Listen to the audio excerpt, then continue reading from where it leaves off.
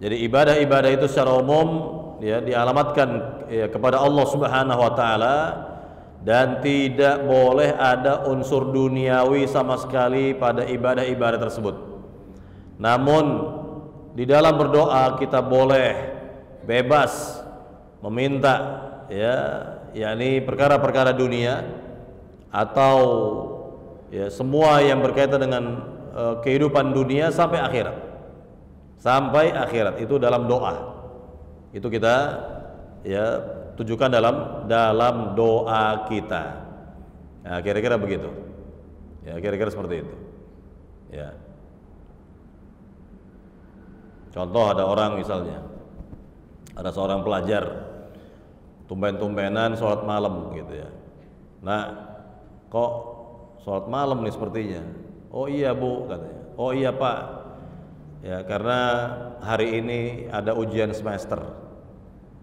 Hari ini ada ujian semester. Benar nggak seperti ini? Ini nggak boleh seperti ini. Tidak boleh ada unsur duniawi, itu nggak boleh.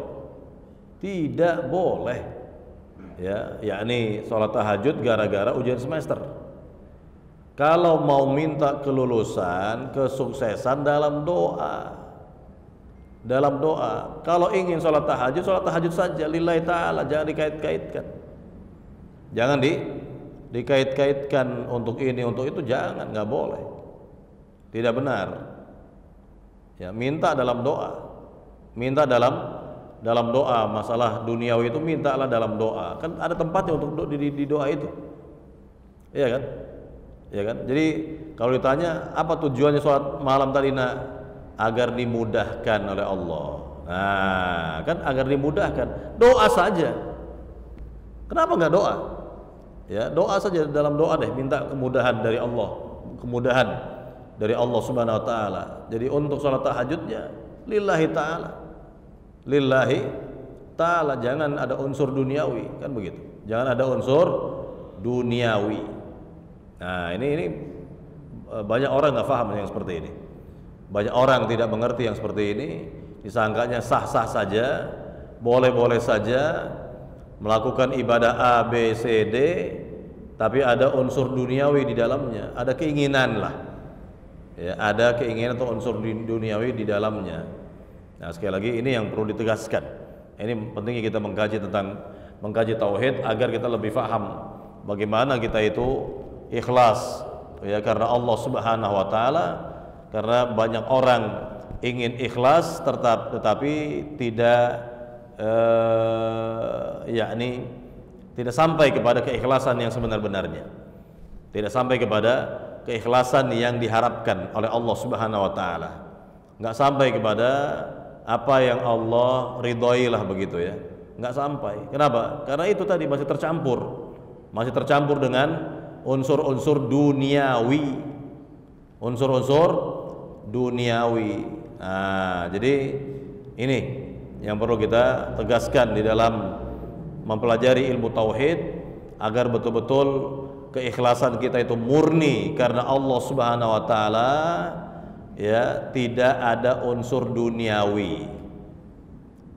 Nah, kemudian sedikit lagi, kalau seorang betul berniat ikhlas karena Allah, ya, maka niat ikhlas karena Allah ini tidak menutup adanya niat-niat baik lainnya.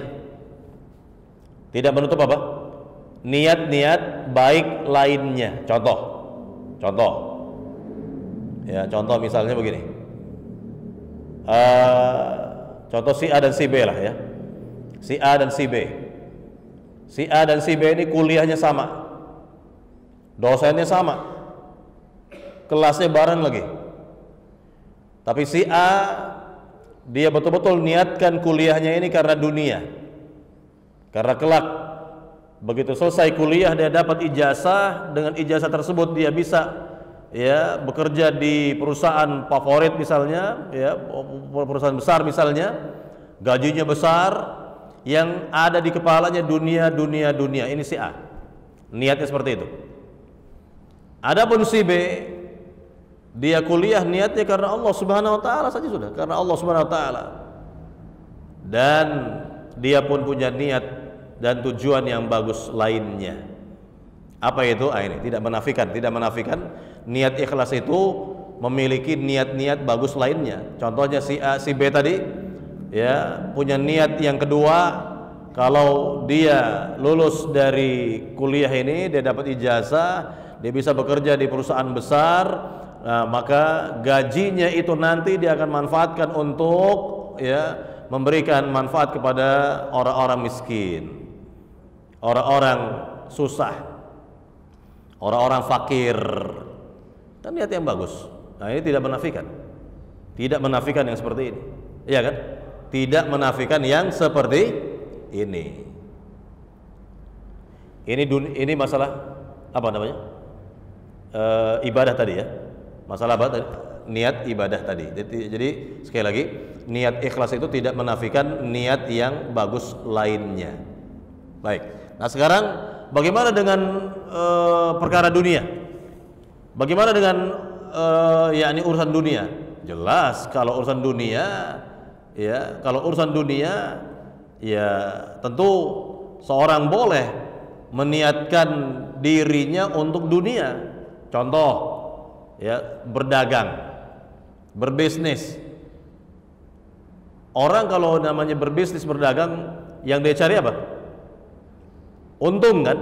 Untung itu bagian dari dunia bukan? Dunia. Tidak ada masalah seperti ini. Ini tidak ada masalah. Artinya memang itu apa namanya istilahnya, itu urusan dunia dia. Ketika si fulan ini berbisnis, berdagang, dia pengen untung, ya kan? Pengen untung, itu tidak ada masalah, karena memang itu tujuan dia berdagang, untuk untung, untuk mencari keuntungan, ya kan? Tidak ada masalah. Ya, tidak ada masalah yang seperti ini. Contohnya lagi, seorang pilot atau arsitek, ketika melamar dia, lalu apa namanya, ditawarin gaji, perusahaan ya menawarkan gaji sekian, gimana?